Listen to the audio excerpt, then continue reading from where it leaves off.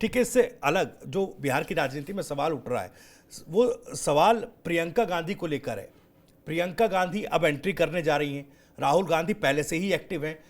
Bullet यात्रा, न जाने कौन कौन सी यात्रा को लेकर वो फिलहाल बिहार की राजनीति में अपना एक एस्टेब्लिशमेंट तैयार करने की कवायद कर रहे हैं। अब प्रियंका गांधी एंट्री करेंगी तो उसका क्या प्रभाव और क्या मायने?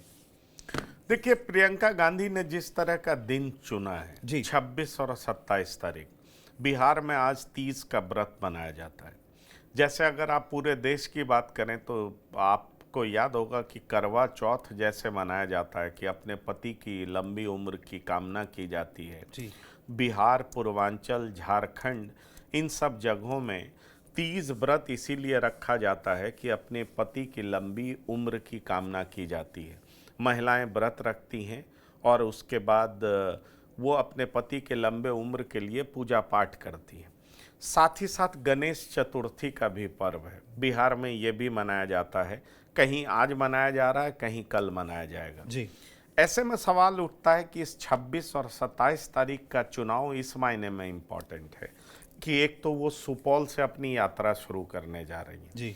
सुपौल रंजीत रंजन वहाँ से कभी एमपी रही थी, जो कि पप्पू यादव की पत्नी है। जी। और दूसरा, कल प्रियंका सीता जी की मंदिर जाएंगी, सीता जी के मंदिर में वो पूजा पाठ करेंगी और निश्चित तौर पर वो महिलाओं को अपनी तरफ आकर्षित करने का प्रयास करेंगी। हम सबको पता है कि नीतीश कुमार की जीत का असली आधार, असली वजह कोई है तो वो महिला वोट बैंक है। तो महिला वोट बैंक को कैसे साधा जाए, कांग्रेस चाहती है कि महिला वोट बैंक को अपने तरफ कैसे किया जाए, रिझाया जाए। इसलिए आपको ध्यान होगा कि कांग्रेस ने बहुत जोर दे करके कहा कि जैसे हमने बेंगलोर में अनाउंस किया, जैसे हमने तेलंगाना में अनाउंस किया, जैसे हमने झारखंड में मैया योजना अनाउंस किया, उसी तरीके से हम बिहार में भी महिलाओं के लिए कुछ खास करेंगे।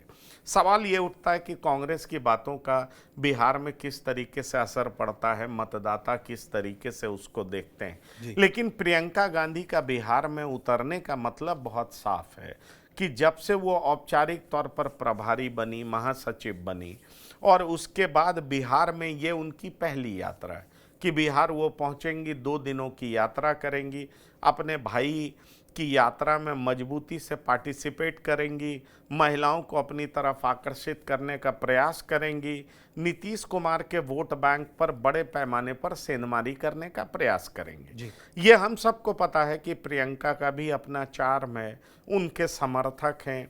प्रियंका गांधी जब बिहार की सड़कों पर उतरेंगी, वो अलग अलग तरह की बातें रखेंगी, महिलाओं के उत्थान की बात करेंगी, तो निश्चित तौर पर कांग्रेसी कार्यकर्ता और युवा, मुझे लगता है, उत्साहित महसूस करेंगे और इसीलिए प्रियंका गांधी का 2 दिन का दौरा बिहार में रखा गया। जी।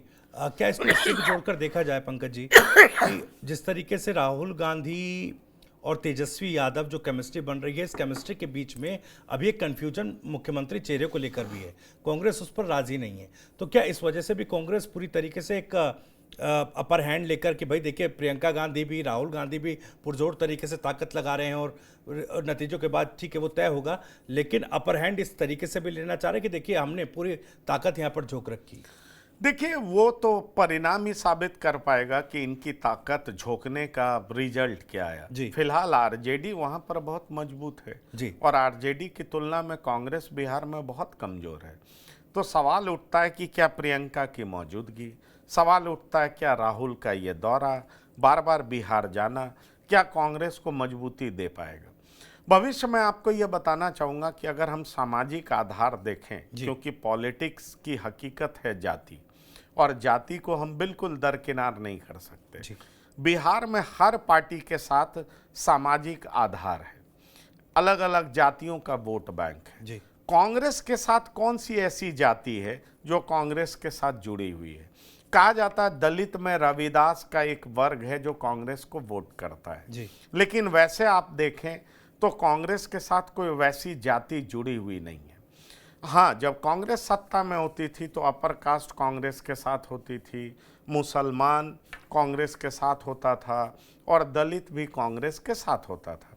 पर अब मुसलमान लालू प्रसाद के साथ है, आरजेडी के साथ है बड़ी संख्या में, और उसके बाद जहाँ तक दलित का सवाल है तो आप देखिए मांझी एनडीए में, पासवान एनडीए के तरफ झुकाव है, रविदास के वोटों का बंटवारा है, उनका कोई बड़ा लीडर नहीं है। वैसे राजेश राम को प्रदेश अध्यक्ष बना करके कांग्रेस ने रविदास को साधने का प्रयास किया है जी। पर इस प्रयास में, इस कवायद में कांग्रेस किस हद तक सफल होती है ये देखना दिलचस्प होगा जी। पर बड़ा सवाल ये है कि अगर आप मोटे तौर पर देखें तो कांग्रेस का सामाजिक आधार बिहार में ऐसा कुछ दिखाई पड़ता नहीं है। ऐसे में राहुल का बार बार आना, ऐसे में राहुल का भारत जोड़ो यात्रा के बाद मुसलमानों के बीच राहुल गांधी का अट्रैक्शन, क्या वो बिहार में इस हद तक कारगर होगा कि कांग्रेस को वो ज़्यादा मददगार साबित होगा कांग्रेस के लिए, या कांग्रेस को हेल्प करेगा? जी। जहां तक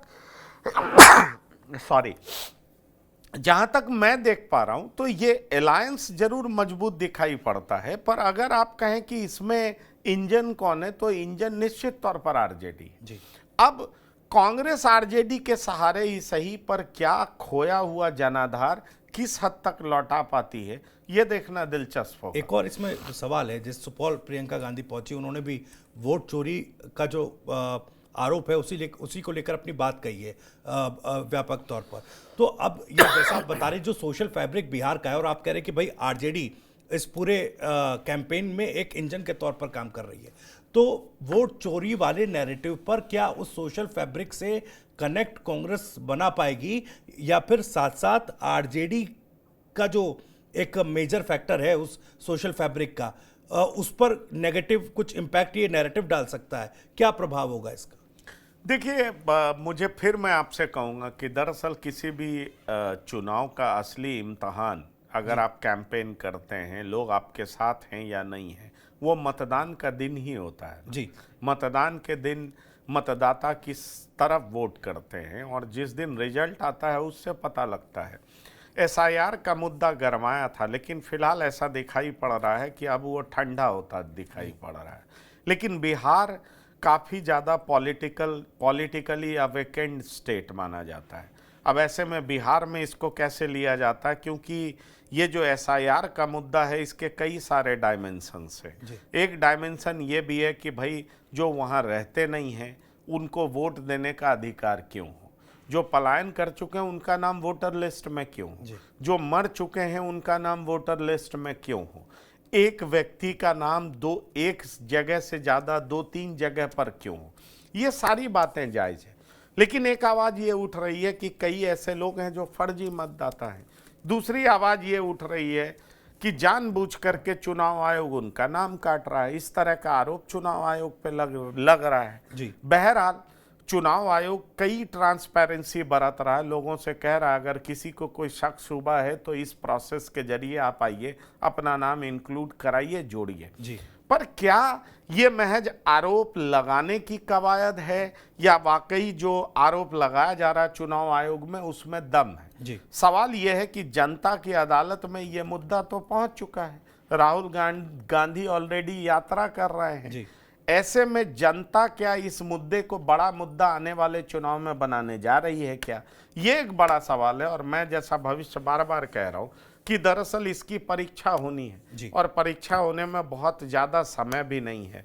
तो लोग इसको कितना बड़ा मुद्दा मानते हैं और किस तरीके से लोग जो इसका विरोध कर रहे हैं उसके पक्ष में वोट करते हैं या उनके विरोध में वोट करते हैं, तभी पता चल पाएगा कि चुनाव में ये कितना बड़ा मुद्दा था।